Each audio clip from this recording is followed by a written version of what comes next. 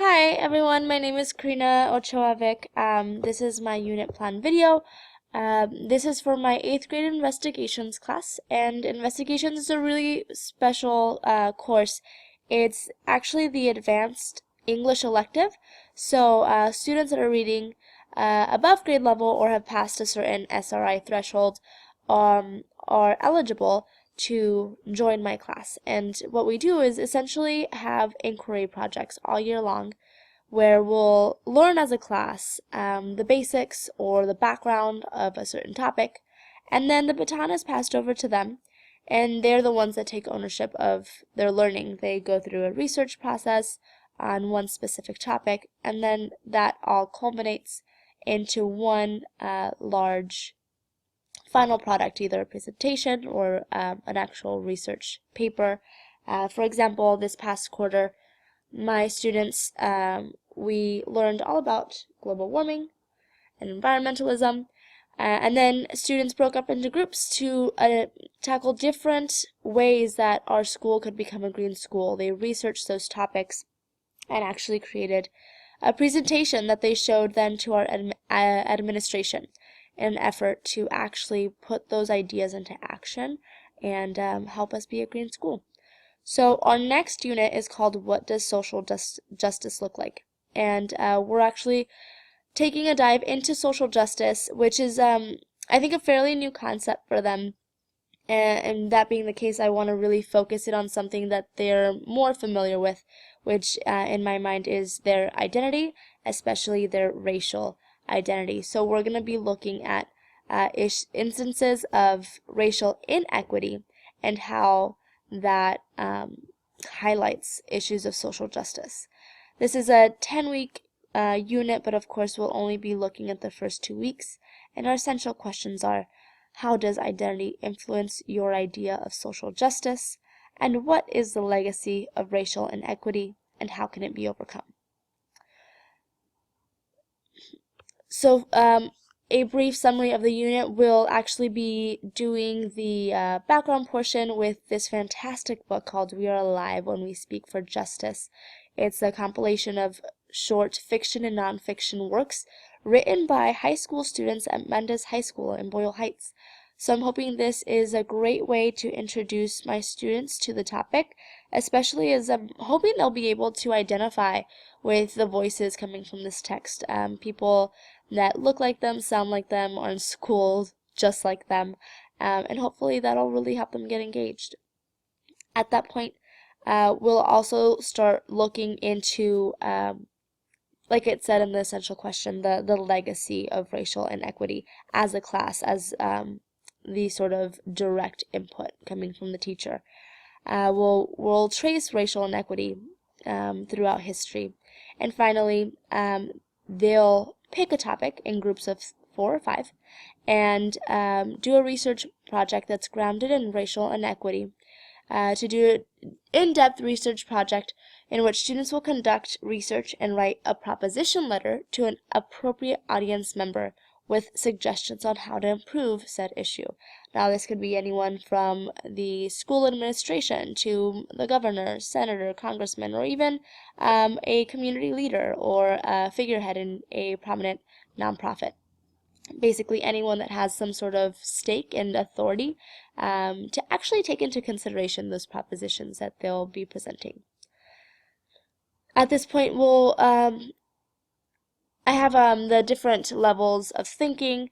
I don't want to go too in depth because there's quite a lot on here, but as hopefully you notice, we start off in DOKs 1, 2, and 3, but as the unit goes on, we definitely go into and stay into DOK 4, especially asking students to engage in a Socratic seminar, analyze our essential questions, and then synthesize their learning on identity and race in a letter of appreciation to the Mural Conservancy of LA, which you'll hear about a little bit more in a moment.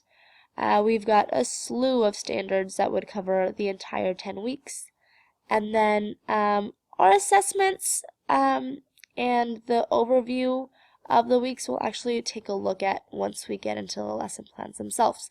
This is just an overview of the unit as it's states in the title. So anytime that you need a quick stop for a brief overview, this would be the place to do it.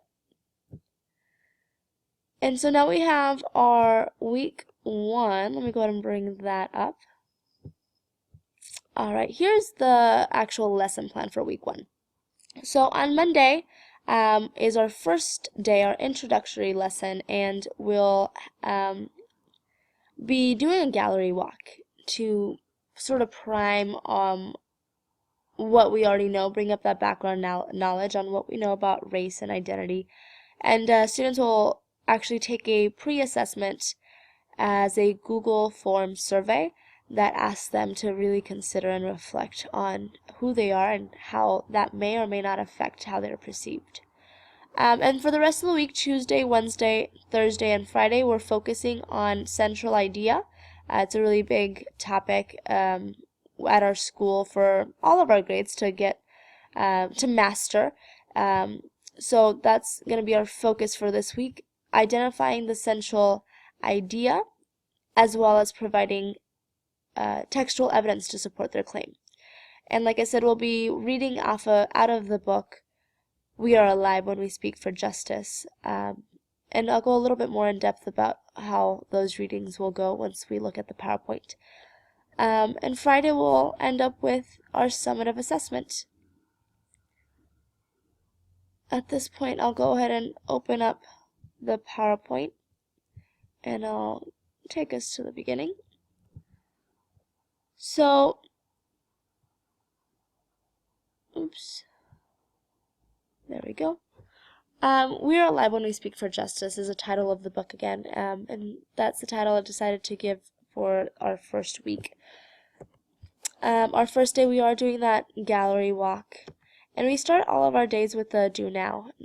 Hopefully our Do Nows help get us centered in the topic of the day. So for today, it's what are important aspects of your identity. In other words, what makes you you, and how have these aspects of your identity influenced your life?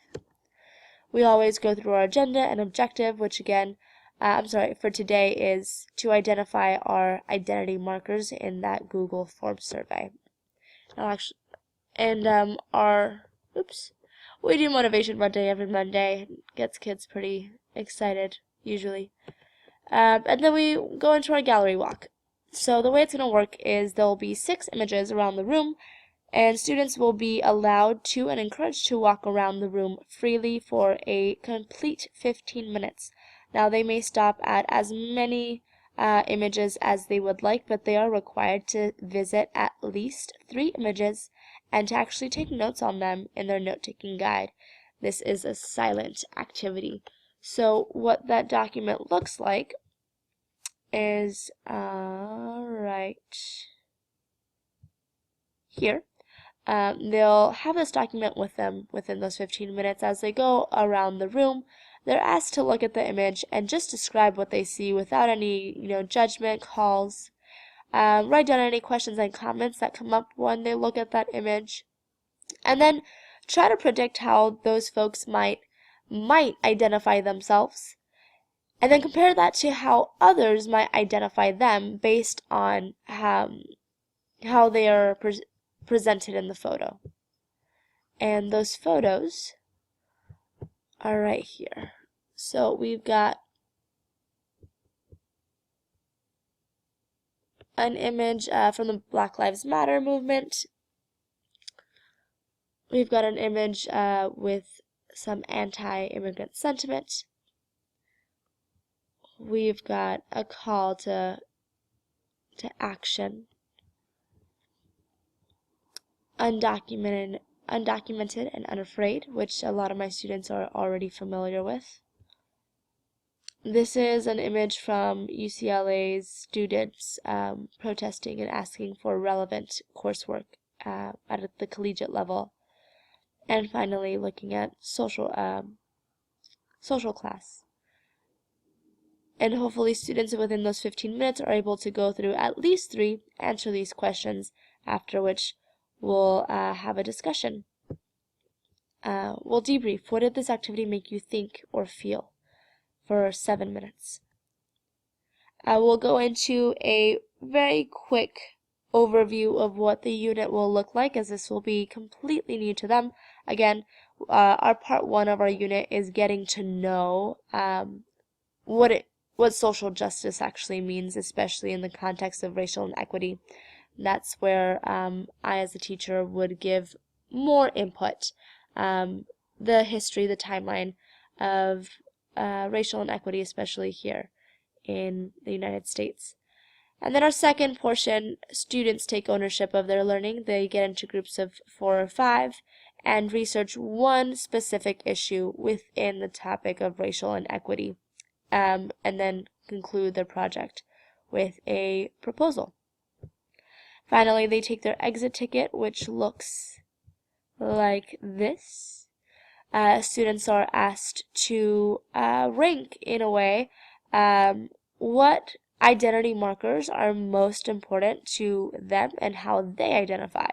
We've got race and ethnicity, nationality, hobbies and interests, religion, gender, immigration status, and socioeconomic status. And our two questions down here reflect the questions from their note-taking guides. How might your identity affect how you see the world, and how might that affect how others see you? And that is our Monday. From this point, our Tuesday, Wednesday, and Thursday all look very similar. We're going to read an excerpt, or actually on Thursday they'll watch a video, and we'll be continuing to explore that idea of how does identity influence the way that we see ourselves and others see us, especially within that context of racial inequity. The first story is called Legacy, and as we read, they'll actually have another note-taking guide, which looks like this. As I mentioned, our academic focus is on central idea and citing evidence. So the way it will work is we'll read the story together, and after, students will go back and close read the reading independently or with groups and look for some keywords. Write down any questions or comments that they have about the text, and note any important quotes. We'll have a class discussion, and their exit ticket is right beneath that. The same exit ticket every day. What is a central idea? Cite 2 pieces of evidence to support your claim. I do have a visual aid to help that process go a little more smoothly. Again, our due now. What is your legacy? Our school is in its 3rd year, so our 8th graders are really leaving a huge legacy, as they'll be the first ones to graduate from our school. Our agenda and objective, looking at central idea. And then here's our flow map. We'll skim the text. Students will predict what they believe the text might be about. They'll pair share and share their opinions with their partner. We'll share out with the class. We'll popcorn read. And then students will go back and either independently or with a partner close read the text and take notes in their note-taking guide. The discussion question at the end for 5 minutes is, what legacy are Yareli and Sylvia referring to in the text? And then they have their exit ticket, which is on that note-taking guide. What is the central idea? Cite 2 pieces of evidence, and their grading rubric.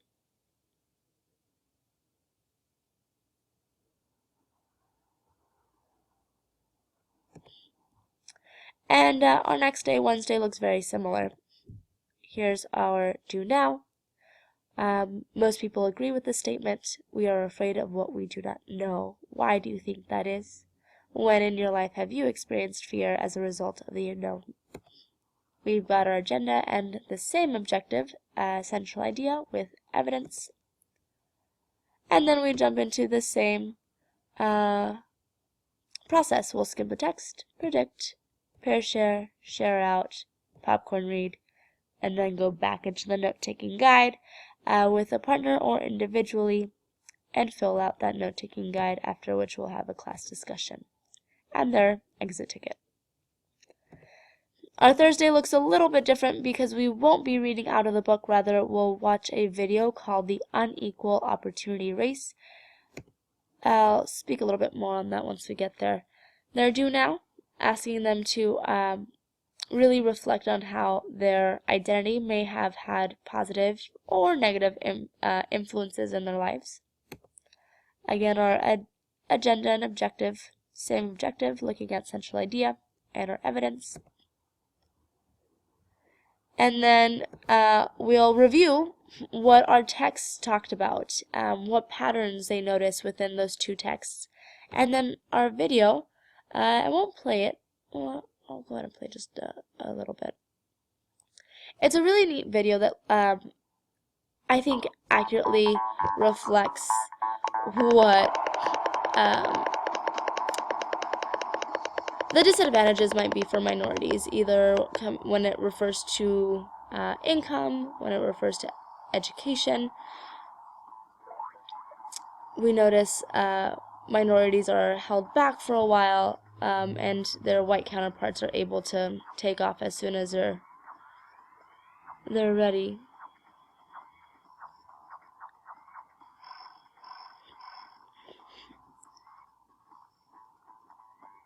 And then we get a little bit more on that later on in the video, especially looking at the hurdles that minorities often have to overcome. And so the video is a little cheesy and kitschy, but it, I think, accurately portrays those hurdles, again, that our minorities are having to face in their everyday lives.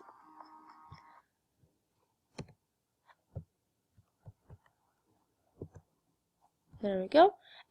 Students will go back into their note-taking guide, and then we'll have our classroom discussion. What patterns do you notice between the text and the video? And what connections do you see between a person's identity and racial inequity? Now that question is really setting us up for the rest of the unit, because it moves us from looking specifically at our own identity to racial inequity as a whole. And their exit ticket. Our Friday is an assessment day, and our assessment days are pretty simple. They get 5 minutes to go over their notes, and they can work with a partner. They have their agenda and objective, and this time it's to show mastery of central idea. Also, there's an added component to reach an advanced level of mastery, which is what's the connection between identity and racial inequity. And their assessment is right around here. That's week 2. Here's week 1. The rubric, also available on the website. And then 3 questions. We have a developing understanding, a proficient understanding, and an advanced understanding. Our developing understanding just asks students to identify 1 to 2 identity markers that they most connect with. Our proficient understanding gets to that objective throughout the week. What is the central idea? They'll be presented with a short excerpt from We Are Alive called Social Injustices. Well, they'll have a identical prompt from their exit ticket. What is the central idea? And cite 2 pieces of textual evidence. And that advanced understanding, to get a grade of 4, is to actually connect and analyze the connection between racial inequity and identity by analyzing any of the 2 text or the video that we went over during the week. And that is our week 1. Our week 2 is actually really exciting. It looks fairly different. It's setting us up for a Socratic seminar, but what's really cool about it is that we'll actually be going on a field trip on Tuesday with a group called the Mural Conservancy, and I'll get a little bit more into that once we get there.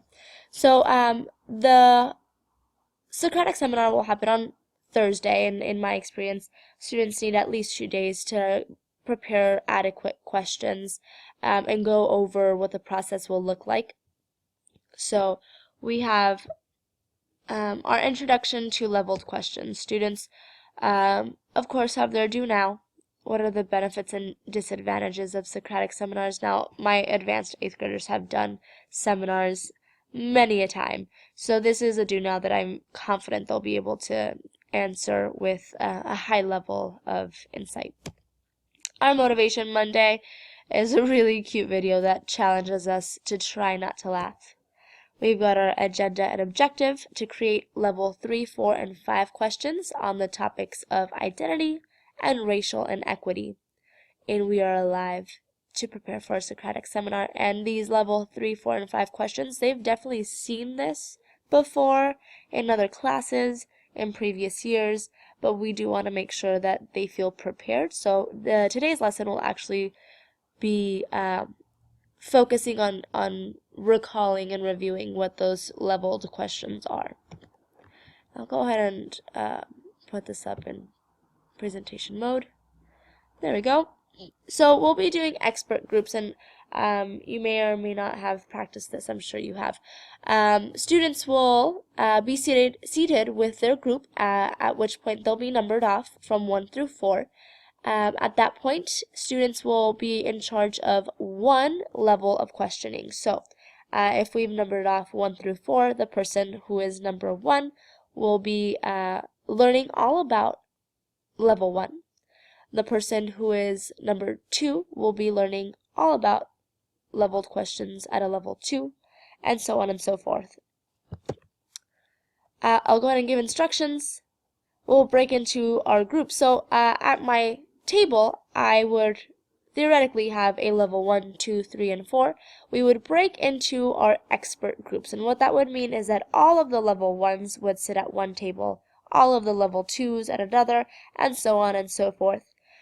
We would then be expected to learn our content. So if I am a level 1 student, I am expected to learn and become an expert on what a level 1 question is, because then it's my responsibility to take that learning back, to my group. I'll go back to my home group and teach what I've learned. And in that way, students are not just engaging with the material, but also really having to process it in a way where they can learn it as well as teach it to their peers. And our exit ticket, that does take quite a long time, so that'll be our activity for the day. And their exit ticket will be to create a level 3, 4, and 5 question on the topics of identity and racial inequity. In the readings that we had the week before, in order to prepare for Socratic seminar, the rubric is right below.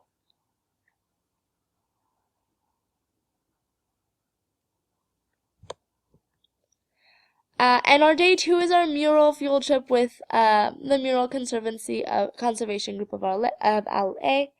We've actually already secured a field trip on this Tuesday, and so my 60 students and myself and a couple other chaperones will be taking a field trip into downtown LA and taking a tour of the murals in the area.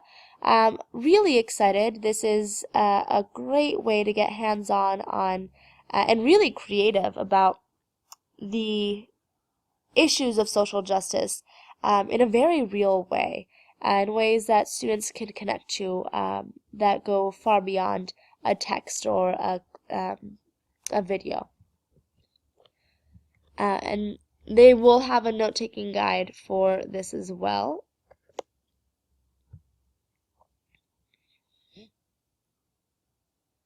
Which is right here. So as we go through the tour, they'll write down the mural title, they'll give a brief description, any key facts and details that they hear from the tour guide, and their reflections and questions. At the very end, they'll have a homework assignment to compare and contrast the purpose of any of the 2 murals that they most liked from the field trip, and they are asked to support their claim with, of course, evidence. And that is our Tuesday. On Wednesday, we're going to finalize our leveled questions. Now, they would have had Monday to get some questions generated, But of course, we want to go back and revise and make sure that our questions are their very best. And also, I wanted to give the opportunity to my students to include questions that they may not have had before, questions that involve the field trip, the tour, and how the learning from the tour may or may not have influenced their perspectives on the readings from the week prior. So we have our do now.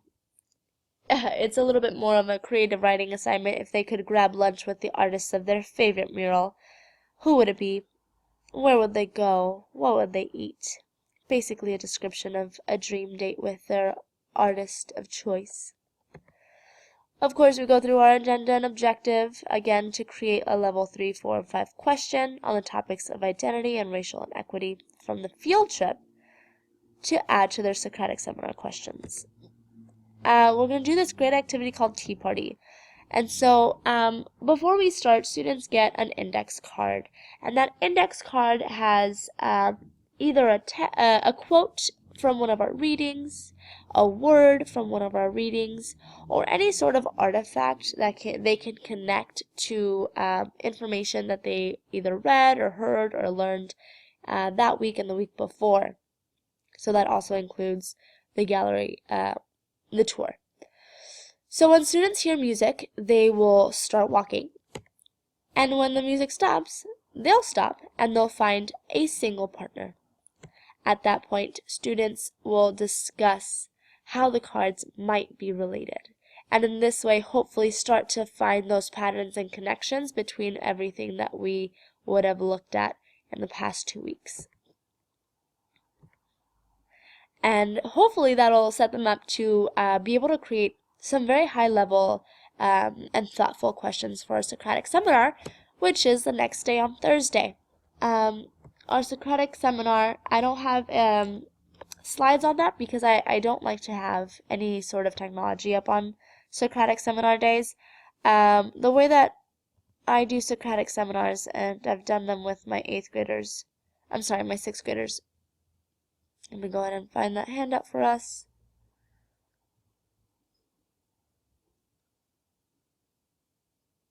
Alrighty. Alright, so here is their Socratic seminar packet. And in this packet they have the question generator. So this is actually what they're using on Monday when they're doing their expert groups to learn all about their leveled questions, and they can also use these when they're trying to form their questions for the Socratic seminar. And here's where they'll generate their questions. Day 1 on our stories, day 2 including our mural tour, and of course their guidelines for success. So the way that I do Socratic seminars, I have a inner circle, and our inner circle is the group that is speaking. Then I have an outer circle, and the outer circle is dedicated to observing a single person, their partner. Now, my expectations for the Socratic seminar is that all of our students respectfully ask one question, answer one question, and respond to a comment, and that in this they cite textual evidence to support their claims. So the job of the speaker in the inside circle is to engage themselves and their classmates in a high-level discussion where they are able to ask a question, answer a question, respond to a comment, and cite textual evidence. Now the role of the observer is to tally up every single time that their partner speaks, so that when 7 minutes into the speaker's time, there'll be a 30-second break where the observer will actually do a quick feedback session with their partner and let them know the things that they're doing well and the things they need to improve on to get the grade that they want. We have some sentence frames available if they are needed, and here's that tracking sheet. So we have again, the requirements: ask a question, answer a question, respond to a comment, and provide textual evidence.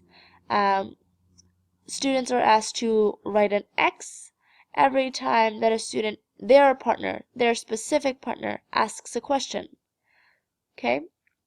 Anytime they answer a question, and whether or not they cited evidence. And every time they respond to a comment, and whether or not they cited evidence.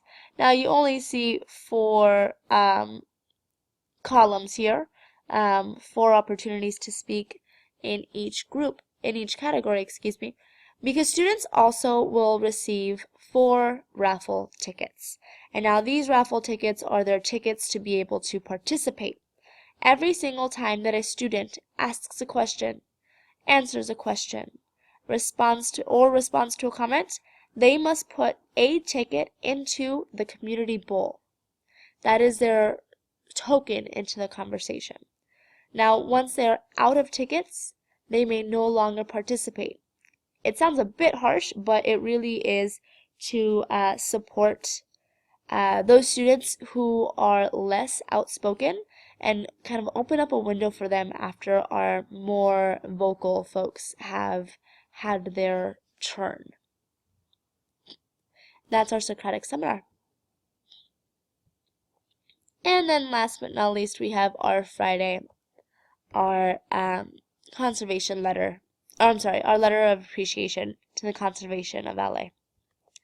We have a due now, reviewing our field trip notes, because this letter of appreciation is going to count as their assessment. So they get to review their notes for the first 5 minutes. Our objective is to synthesize, which we practiced this past semester, what they've learned about racial inequity from our stories in We Are Alive, the mural field trip, and the Socratic seminar in a letter of appreciation to the Mural Conservancy of LA. And what that assessment actually looks like is right here. So, to get a 4, students must write a letter of appreciation in which they synthesize what they've learned from We Are Alive, the mural field trip, and the Socratic seminar, citing one piece of evidence from each source to support their claims.